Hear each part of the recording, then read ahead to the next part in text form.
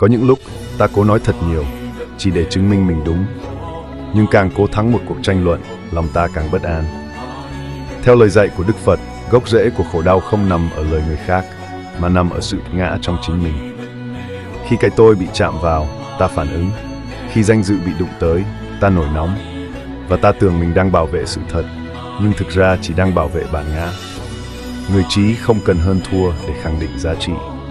Bởi giá trị thật không sinh ra từ việc thắng ai đó, mà từ sự an ổn bên trong. Càng cố chứng minh mình đúng, ta càng trao quyền bình an của mình cho người khác.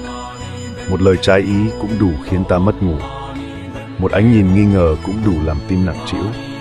Buông không phải là thua, im lặng không phải là yếu.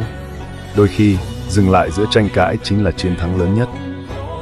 Khi cái tôi nhỏ lại, không gian trong tâm mở rộng. Và trong khoảng lặng ấy, ta tìm lại được điều quý giá hơn cả sự đúng sai, đó là bình an.